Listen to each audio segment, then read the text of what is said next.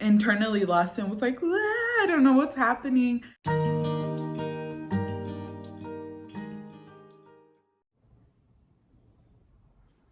Hola Amiga, welcome back to my channel where we do all things lifestyle, family, and so much more. Make sure you hit that subscribe button, make sure you turn on your post notification, like and comment on this video if you want to see more content just like this, and if you're liking my channel.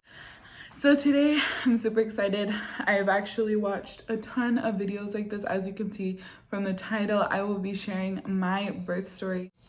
My birth story is something very beautiful, very unique, or maybe it's not unique and it just isn't talked about as much. I'm very excited to be sharing with you guys what I experienced, my whole process throughout the pregnancy of going from finding out we're pregnant to figuring out where to have the baby, and then figuring out, going through the birthing process, which is crazy, but it's amazing the way that God has designed our bodies. Just kind of want to share a little bit about who I am for those who don't know me or are new to my channel. My name is Brianna Leyva. I am recently married. I got married about a year and a half ago, actually, and we got pregnant about 6 months into our marriage. Crazy, but it was perfect timing. We didn't know we were pregnant. I think I was pregnant and had COVID, because by the time we found out, we had just gotten better, like 2 or 3 weeks better after having COVID and feeling better. And so I'm pretty much, my baby's immune to COVID. No, I'm just kidding. But my baby was conceived during COVID while I had COVID. And it was very crazy, a roller coaster, but it was beautiful. And we're so excited that we were super excited to be pregnant. A lot of you guys may not know that my husband is from Mexico. He's from Ensenada, Baja California, Mexico. And I actually have been serving in Mexico for maybe since about 2016. So I've been serving in Ensenada and going to Bible college and being there for about 4 or 5 years. And it's been a huge blessing to be out there, but that's where I met my husband. And so my husband is from Mexico. So finding out that we were pregnant, it then comes with, okay, I'm an American citizen, you're a Mexican citizen. Where do we figure out what to do with the baby? Do we have him in Mexico? Do we have him in the States? Because I don't know if you know, but as an American citizen, the American citizen has legal rights for my children. Even if my baby is born out of the country, the baby is still an American citizen born out of the country because I am an American citizen. So we battled, we struggled, weren't the best financial state to be able to have a baby in a private hospital here in Mexico. So my husband decided, okay, the best thing for our child is to have the child in the United States, to be able to already have his papers, not have to go through a process, the paperwork. So we ended up choosing to go that route, which was very hard, and later on I'll get into it. So we kind of just chose, okay, there we go. So we kind of settled with that. We had the baby shower, we had the gender reveal. I thought it was a girl, it wasn't a girl, it's a beautiful baby boy. But we now have our beautiful baby boy. And so as I went through the process of my whole pregnancy and during COVID, going through to see the doctor, having any problems, having to come, because we lived in Ensenada, from Ensenada all the way to Rosarito for my mom to take me to the hospital in San Diego. It was a very long process. If anything happened, it was very scary to be in between so many hours or so far away. So it was very much a time where it was a lot of uncertainty of really trusting in God and really trusting in what He had for us, and trusting that the decision that we had made as a married couple was going to be the best for us and our child. But through the process, I did have, because I am I am overweight, and I do have problems. Well, I don't have problems with my health, but I do have high blood pressure, which runs in my family, and I've always had high blood pressure. But in pregnancy, having high blood pressure can lead to preeclampsia in pregnancy, which can be fatal for the mother. So the doctors wanted to monitor it a lot closer, and during the pregnancy I actually had a lot of complications, and sometimes my blood pressure would be a lot higher. So I would have to make that trip all the way from Ensenada to Rosarito, across the border to San Diego to get checked out. Thankfully, every single time I went and we were scared as new parents, everything was fine. So I went throughout the pregnancy, had a couple scares. We went, not of losing the baby, but of my high blood pressure. So when it hit like week 36 through 38, my feet were huge balloons, and I'll put pictures so you guys can see my feet, but they were huge. I was swollen everywhere. My face was swollen, my arms were swollen, everything was swollen. I was huge. I had a huge baby. So to see my big old belly and my body was swelling up, I was like, I don't care. The entire process, I was like, no induction. I'm scared of a C-section, because of so many things I had read that being induced leads to C-section. I was like, no, I can't do that. So I was so against it. But at the end of pregnancy, for those who have been pregnant, you know that at the end of pregnancy, you're just done.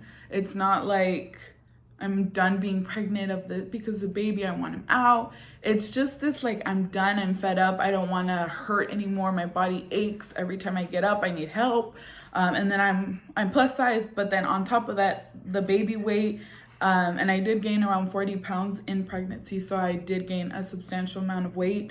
So it was just like, I'm done, I'm so done. And so when I went into my last, I believe it was my 38-week appointment on a Tuesday, I told the doctor, like, what's next?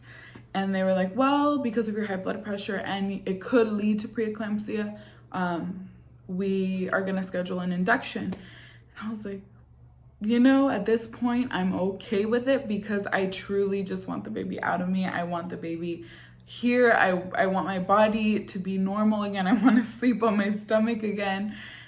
So selfishly, I did really think, I'm just ready to have this baby. I'm ready for him to be here. I want to see his face. But my body also just aches and hurts. So I was like, okay, let's do this. I'm not going to fight the doctor. Let's just do it. We went in, week 39, they called me at 12 p.m. on a Sunday. So it was basically Monday. So when we got there, they got us straight into a room. We didn't go through triage. We went straight to a labor and delivery room, which was very exciting, very surreal. Like I explained to you guys, it was very hard for me.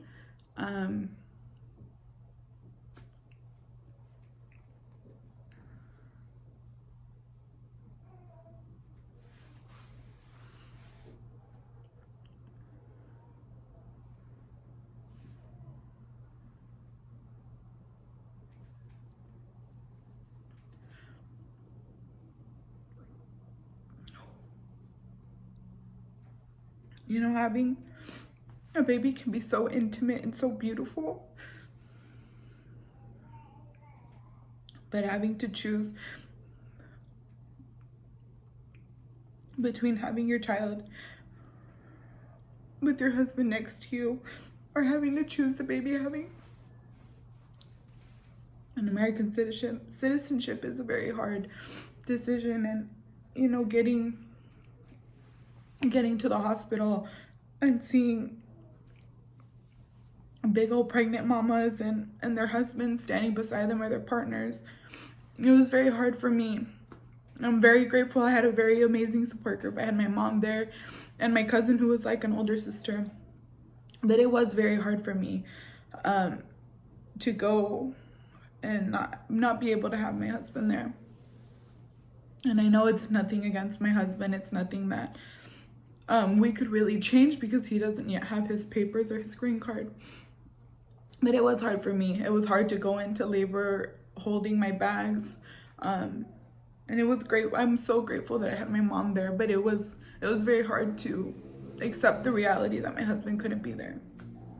But when we got there, I had to I had to breathe through a lot of it because my tears wanted to come out a lot.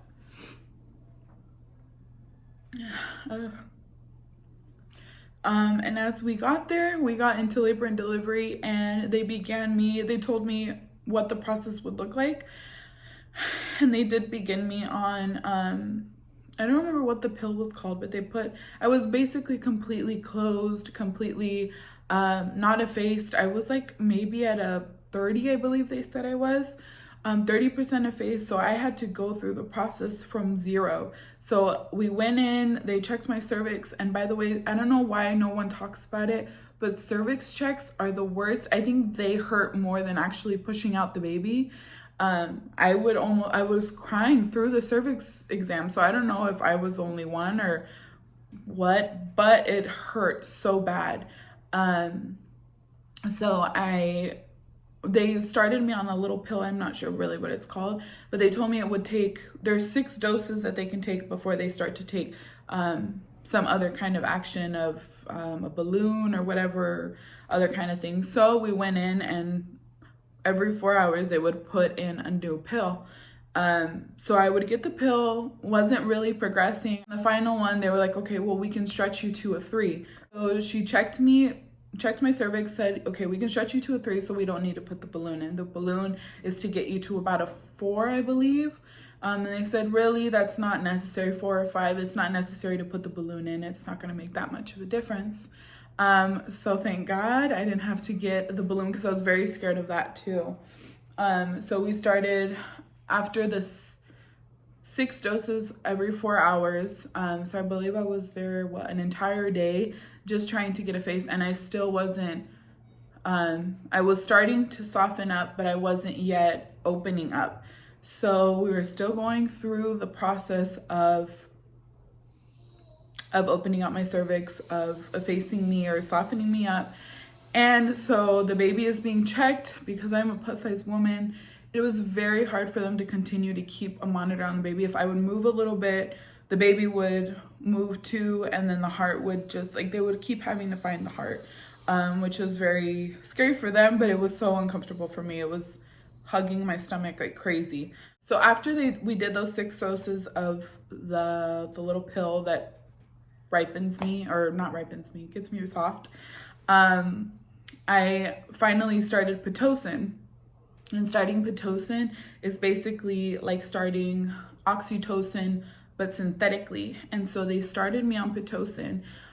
They told me everything that would happen, how we would go through the process. And I don't know what happened, but my nurse decided she wanted to go from 0 to 100. And I guess the way that they told me was that the highest level is about 14 or 16. And within about an hour or 2, she had me all the way up to a 12. So she started me on 0 and then put me all the way to a 12. So my contractions started. And before that, I hadn't had any real contractions, just Braxton Hicks. But they were coming like crazy. Like, I was on the phone with my husband and my mom was there with me, and I was like, I will insert a picture right there and you guys will see what my face looked like. I just could not bear the pain anymore. It was such a intense, I don't know how to explain it. The moms that have gone through it, you understand what it feels like, but it just is a pain that is unexplainable. So it was coming time after time after time after time, and I was just like, what do I do? What's next? Because it was just unbearable. And so another nurse comes in and goes, oh, she's at a 12.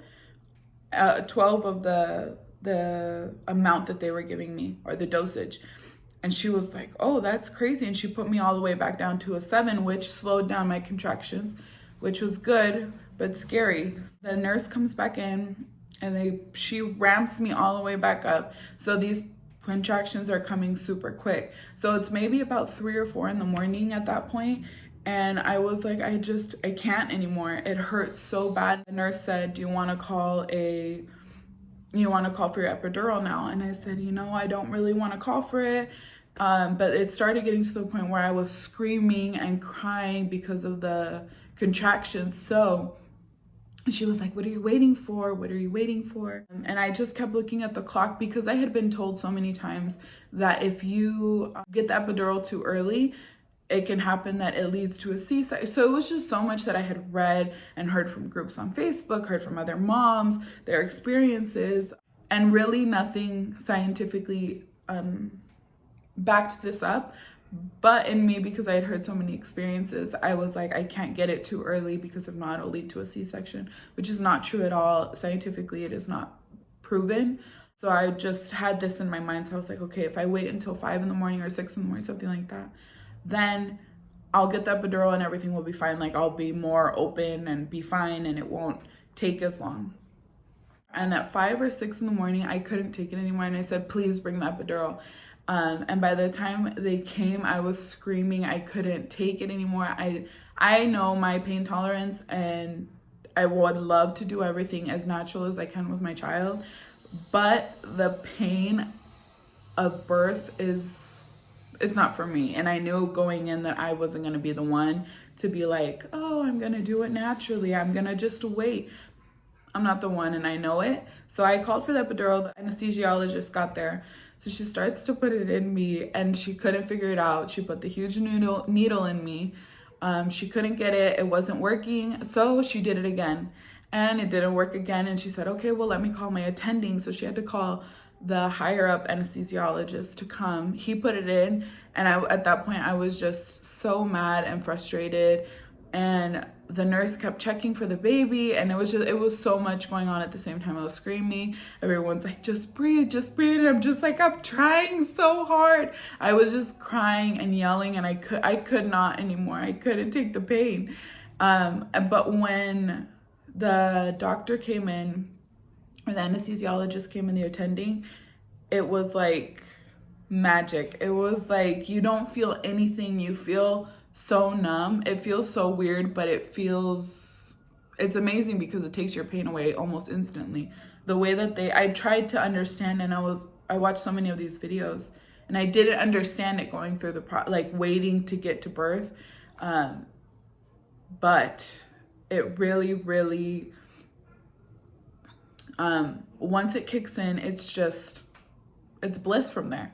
I don't have anything against moms who do it naturally, who don't do it naturally. C-section mom, every mom goes through their own process and their own birth differently. And this just happened to work for me. This just happened for me. And so as that epidural kicked in, I hadn't slept since like Saturday. So it was Saturday, Monday, Tuesday, and then it was already Wednesday in the morning.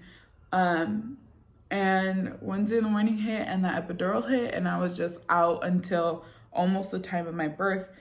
And they kept telling me, we're going to check you a little bit later. We're going to check you around 1. We're going to check you around 1. The doctor got busy with another delivery. And so they came around 2. And at 2, they came to check me. So mind you, I haven't been checked since like 5 or 6 in the morning. So it's been almost a couple of hours. It's been a couple of hours. And they come in and check me at 2 o'clock and they say, you're at a 10, you're ready to push. And I just like internally lost and was like, I don't know what's happening. I feel like at that moment I was like, I'm about to be a mom. And I didn't know what to do. I was just like, okay, let's go. And it was a beautiful time because I got to spend a little bit of like, maybe 10 to 15 minutes alone before pushing. And it was beautiful because I got to just spend time with the Lord. I got to worship before, and I got to spend time with my son, which I'll try and insert a video here.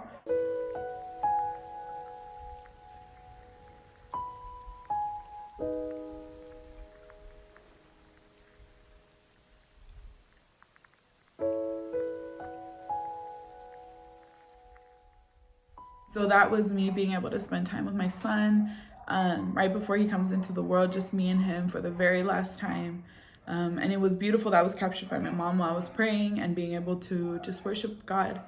And so I went through all of that, very hard, very, very traumatizing to just wait.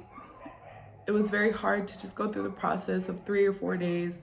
And then finally it was time to push and they were like, do you want to watch? And I said, of course I want to watch. And on the phone we had my 2 brothers, we had my sister, my aunt, my uncle, my dad, my husband. So everyone was on the phones. I put a huge mirror and I got to watch myself do my practice pushes.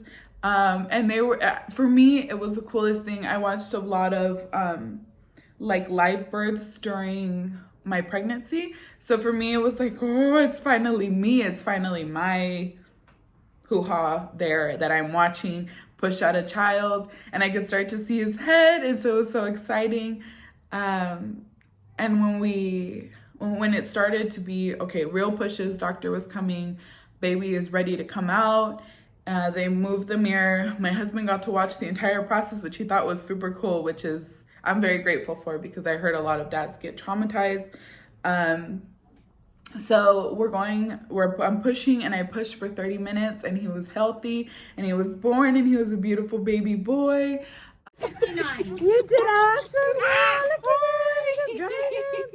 You did 59. Can I get a child micro? All right, perfect. God, he looks like Anna. Who's that? Who's that? My sister. Oh, I'm gonna stand. Oh my God. I'm guessing we're at 30. yeah. Hi, Ba. Hi. Mommy.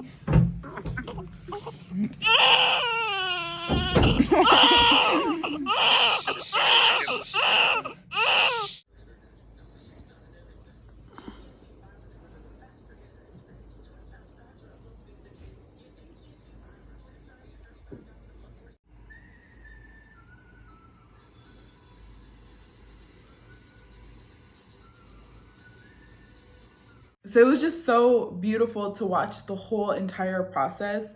I ended up having the baby, everything was fine, but I ended up hemorrhaging and losing a lot of blood, which then led to me having a pretty difficult time postpartum and a pretty difficult time recovering. I did tear. My baby was 9 pounds, 8 ounces. He was a huge baby. I myself was almost a 10 pounder, 11 pounder. So 9 pounds, 10 pounds. Yeah, I think so. I think I was almost 11 pounds, something like that. So it wasn't like my baby was gonna be tiny, but he's now 3 months old, almost 4 months old, and I'm barely having time to film this video, but I am so excited and so grateful to God that we were able to have our beautiful little baby boy. And he's beautiful, he's healthy. It was very difficult going through postpartum, and very difficult getting used to motherhood, but I will save that for another video and be able to share a little bit more with you guys. But I want to show you guys my beautiful baby boy. Baby, tráete al niño. I want to show you him because he's so beautiful and so cute. Ven, gordo, come here. Oi. Say, what are you doing, daddy? Look at, say hello. We tried to leave his little curlies going today. Say hello. Oh, his dad has green eyes and he came out with dark brown eyes. Say bye, YouTube. So this is my little boy.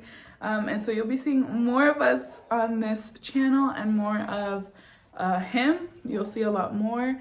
But thank you so much for watching. If you made it this far, give it a like. Give it a thumbs up, a comment, anything and everything. Thank you for watching, and we'll see you in our next video. Hi, Anda boy. Hi, Anda boy. Anda boy. What? Wait. Hello, we are La Familia Guerra.